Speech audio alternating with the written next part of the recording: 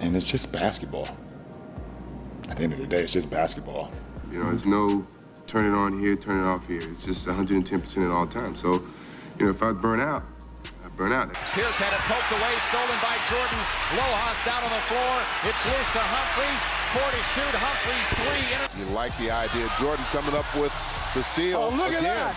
The 40-year-old dives to the hardwood. To have a long career, that's the goal, to be in the league for 20 years. I tell you, that's the goal.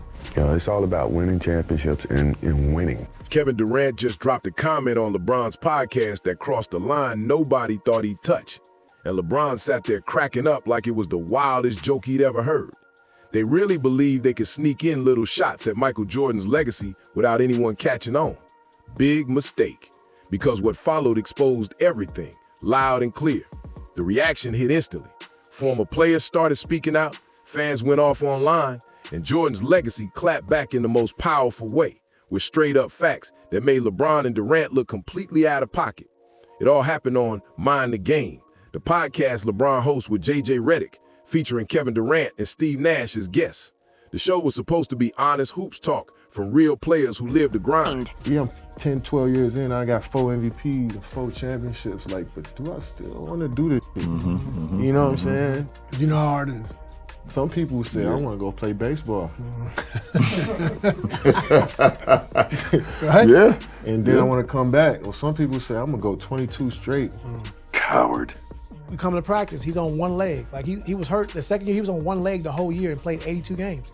Like, and so he practiced every day and he played every game on one leg. And so you're like, man, MJ, why don't you just sit up?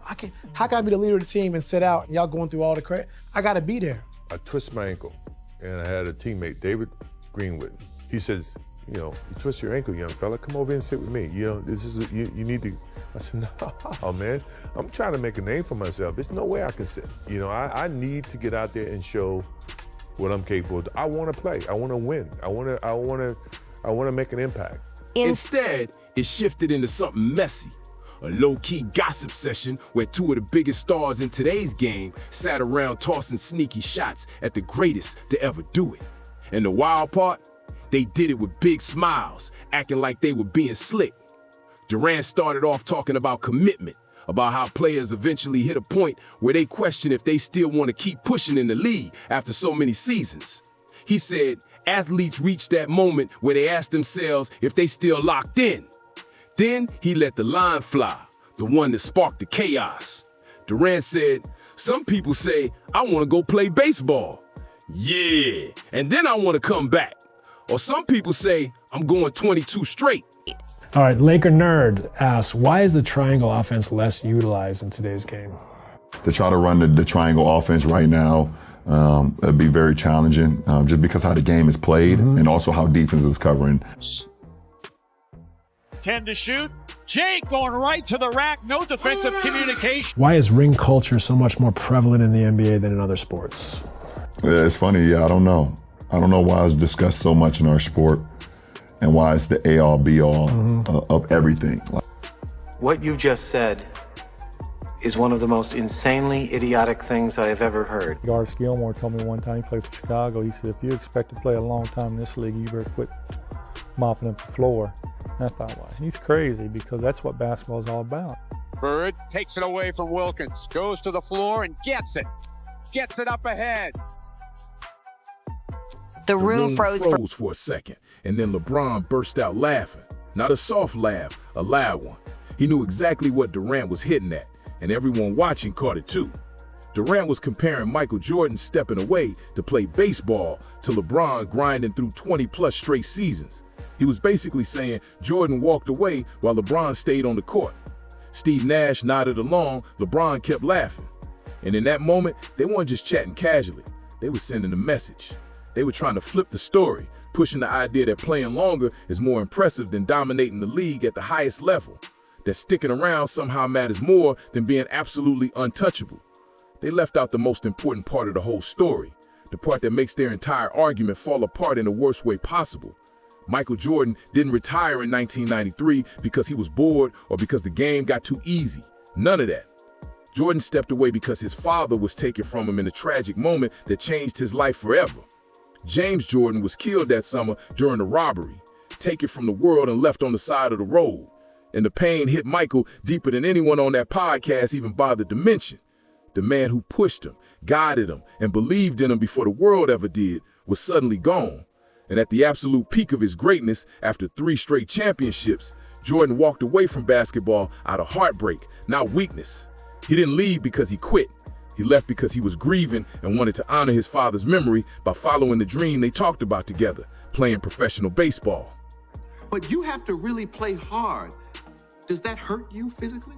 No, because when I play hard all the time. You know, there's no turn it on here, turn it off here. It's just 110% at all times. It might not be in the team's best interest, in your best interest to play all 82. Is that something you've thought about at all since you made the goal? Maybe that's a goal, but we'll see. The next day. I'm available to go and be in the pro. If OBJ shows up, he might score 100. That was real emotion, not some casual career experiment. So when Kevin Durant throws out, some people play baseball with a smirk like it's some cute little joke, he isn't being clever. He's being flat out disrespectful. He turned one of the most painful chapters of Jordan's life into a punchline. And LeBron sitting right there laughing along just made it worse. Neither of them said James Jordan's name. Neither of them gave the real context. They just let the joke fly and acted like nobody would notice what it really meant. Let's be clear about when Jordan retired. It wasn't after losing in the first round or getting embarrassed in the finals or watching his team fall apart. None of that happened.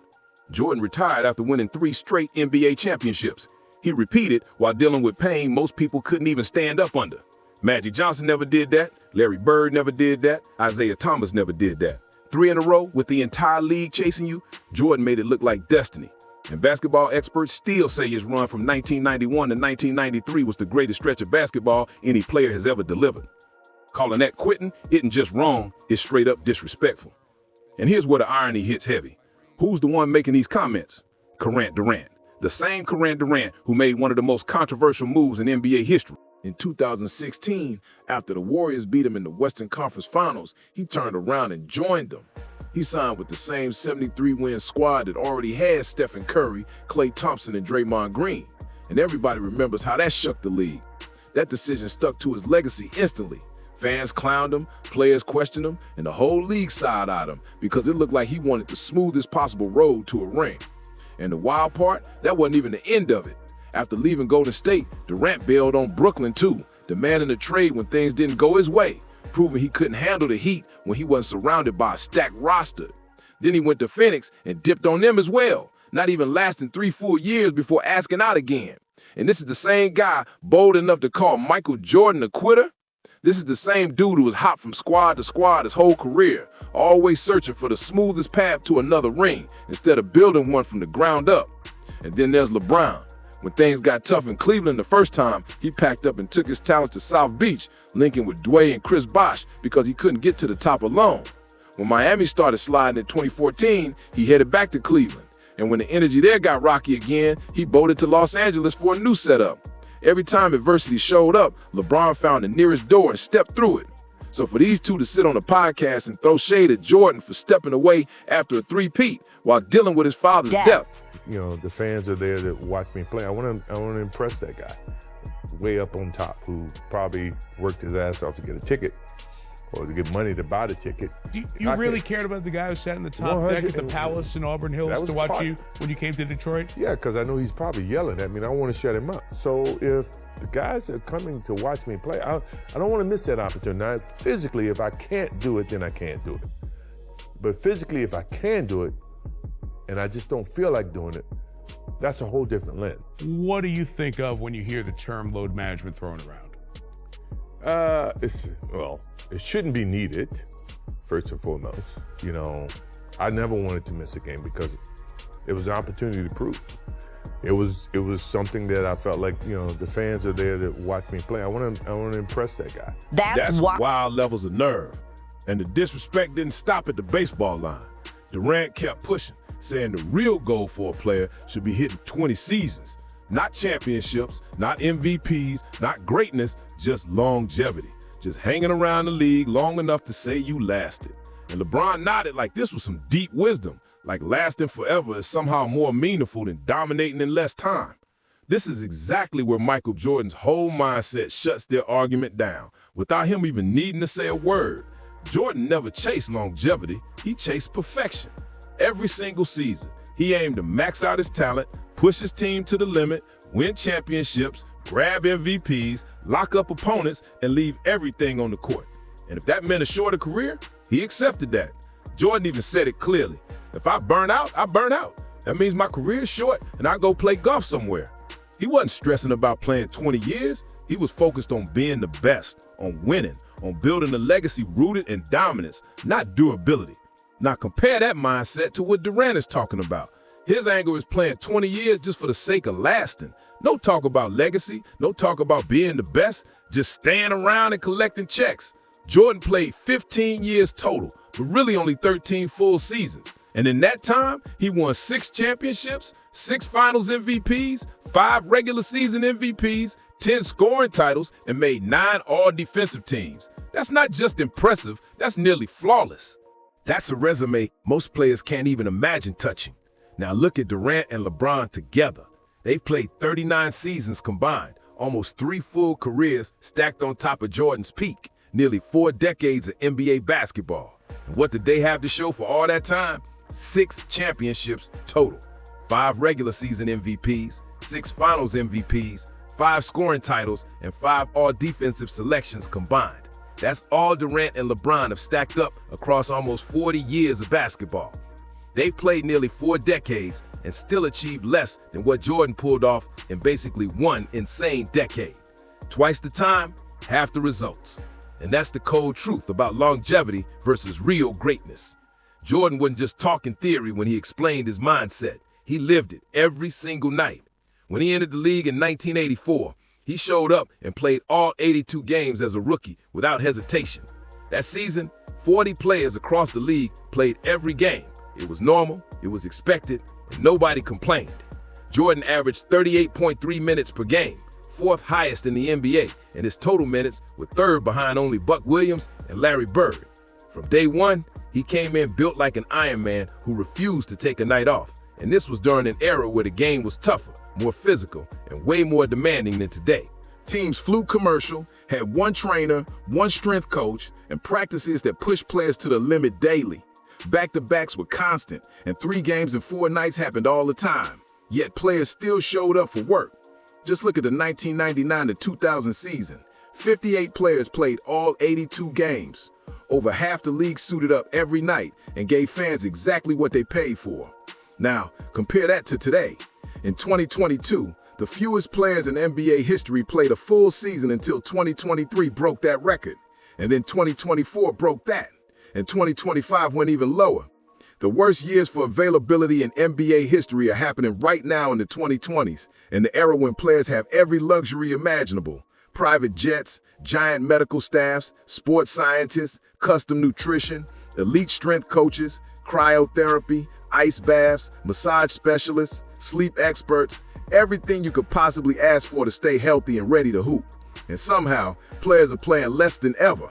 Why? Because the mindset shifted and the standard dropped. When LeBron started load managing, sitting out games he was healthy enough to play, it sent a message across the league. If the face of the NBA can sit, everyone felt like they could sit too. It trickled down instantly. Role players started resting. Bench players started resting. And suddenly the whole league moved like regular season games didn't matter. Some dudes even started sitting out playoff games, which was unheard of before. Now it's become completely normal to let fans down. Fans who paid hundreds for seats, who traveled, who planned nights around their favorite stars just because a player doesn't feel like suiting up. And Jordan broke this down perfectly, without even mentioning Durant or LeBron by name.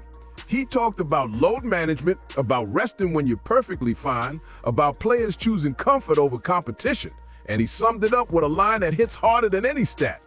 I never wanted to miss a game because it was an opportunity to prove myself. Jordan explained it perfectly. The fans are there watching. I want to impress that guy way up in the top deck who probably worked his butt off just to afford a ticket. That right there shows the whole difference in mentality. Jordan respected the game, respected the fans, and understood that being an NBA player is a privilege, not some heavy burden you complain about. Meanwhile, LeBron has only played a full 82-game season one time in over 20 years. One time in 2 decades is wild when you look at guys like Bird, Kobe, Duncan, even Allen Iverson. Legends who showed up for full seasons multiple times despite tougher eras and fewer rest days. But the so-called face of the NBA, the man chasing Jordan's throne, did it once. And Durant, he's played all 82 only 3 times in his entire career. And these are the guys talking about longevity like it's some championship trophy. They act like simply showing up is more impressive than dominating every night. There's a story that proves exactly what Jordan stood for. Former Bulls star Artis Gilmore once told the young Michael Jordan, "If you expect to play a long time in this league, you better quit mopping up the floor." Meaning, stop diving for loose balls. Stop playing so hard. Preserve your body. Jordan's response says everything. What? He's crazy. That's what basketball is all about. Jordan didn't care about stretching his career just to brag about how long he lasted. He cared about playing the right way, giving everything he had, competing at full speed, and bringing energy every single night. Jordan and Larry Bird both played under 15 full seasons, and the reason is simple. They left everything on the floor every night, diving after balls, locking up defensively, and doing whatever it took to win. They didn't pace themselves for year 20. They were locked in on winning this game and this championship. They knew real greatness comes from intensity, not longevity, from quality, not quantity, and their legacies reflect that perfectly. Nobody questions Larry Bird's greatness because he played 13 seasons. Nobody questions Jordan's greatness because he retired multiple times. Instead, people question players who lasted longer but didn't deliver the same results. The rings, the awards, the dominance, that's what matters. So when that Mind the Game episode dropped, the backlash hit instantly. Fans didn't accept it, former players didn't accept it, and Jordan's old teammates absolutely didn't accept it. Stacey King, who won 3 championships alongside Jordan in Chicago, went off on him. He sarcastically renamed the podcast Cry Me a River and called out LeBron and Durant for constantly trying to convince people of their greatness. King kept it real. Great players don't have to tell people they're great. You let fans do that. You let people debate it on talk radio and podcasts. Players don't have to do that.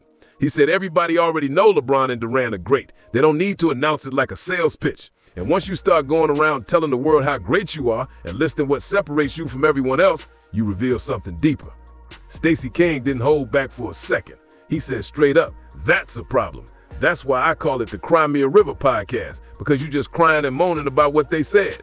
He wasn't joking. He was calling them out with full energy. And he didn't stop there. King cooked Durant's whole longevity argument, exposing how messy the logic really was. He said Kevin Durant kept talking about how playing 20 years proves dedication and hard work, but never mentioned the constant load management or the fact he's only played 82 games 3 times in his entire career, and LeBron only once in over 20 years. King made it clear they can't preach longevity while barely hitting full seasons themselves.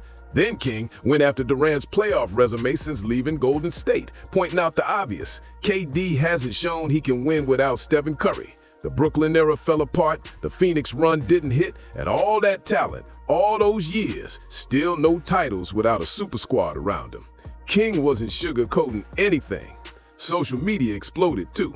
One fan posted, "Some people's father get murdered and go play baseball."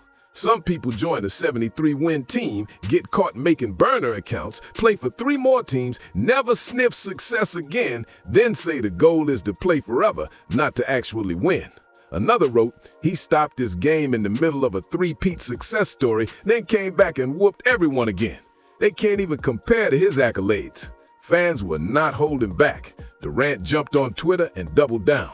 He wrote, "Congrats to those people, and I'll say MJ retired twice every day for the rest of my life. What are you going to do about it?" He tried defending himself by saying, "The game is faster now, with more running and stress on ligaments." But fans didn't buy that at all. Not when they watched Jordan play in a rougher era with hand-checking, real physical defense, and non-stop toughness. What Durant and LeBron don't get is this. When you try to tear down legends to lift yourself up, it backfires hard. It shows insecurity. It shows you know you're not touching that level, so you try to drag them down to yours. Jordan never did that. Kobe never did that. They respected the ones who came before them. They honored the game's history, and they built their legacies by winning, not by gossiping on a podcast about who quit and who didn't. Here's the part Durant and LeBron can't understand. Jordan's legacy doesn't even need defending. It defends itself. NBC recently brought Michael Jordan back into the NBA conversation, not as a player, but as an ambassador, as a voice, as someone who can help fix the culture issues in today's league. That says everything. Why Jordan? Because even after retiring over 20 years ago, he still has more pull and influence than LeBron James and even more than Adam Silver. When Jordan talks, people listen. When Jordan says players should compete, should show up, should respect the fans, the message actually hits. It shifts the culture. That's Jordan's real response to Durant and LeBron. Not a podcast, not a tweet, not some public rant. His answer is his lasting impact. His answer is that his name still carries more weight than anyone playing today. His answer is the simple fact that when the NBA needs guidance, they don't call LeBron, they call Michael Jordan. They call the standard setter, the blueprint, the man who showed the world what real basketball excellence looks like. Durant and LeBron can laugh on their podcast all they want. Dismiss rings, dismiss systems, dismiss everything Jordan built. But at the end of the day, they're still measured against him. Every debate still leads back to him. Every all-time list still has him at the top. Every conversation about greatness starts with his name, no matter how loud anybody tries to argue. No amount of longevity will change that. No podcast talk will rewrite that. No load management strategy will build a legacy strong enough to erase it. Because Michael Jordan didn't chase years, he chased greatness. And greatness doesn't need 20 seasons to prove itself. Sometimes it only needs one moment, one game, one season to show the world what the best truly looks like. Jordan had 13 of those seasons, 13 years of pure domination, 6 championships, a perfect finals record, 10 scoring titles, 9 all-defensive teams, 5 MVPs. Still the strongest peak the game has ever seen. Durant and LeBron together, almost 40 seasons between them, and they still haven't matched Jordan's resume, and deep down everyone knows they never will. So yes, Michael Jordan responded to Durant and LeBron. He just didn't need to say their names to do it. His mindset is the response. His standard is a response. His entire approach to basketball is louder than any joke they could ever make on a podcast, louder than any stat they could stack up in year 20, louder than any argument they try to force on fans. Because when people think about basketball greatness, they think of Michael Jordan. Pure, undeniable, unstoppable greatness. And if you think today's NBA needs a reality check, hit that like button. If you think players need to respect the game and the legends who built it, drop your thoughts below. And for more deep dives exposing what's really happening in basketball,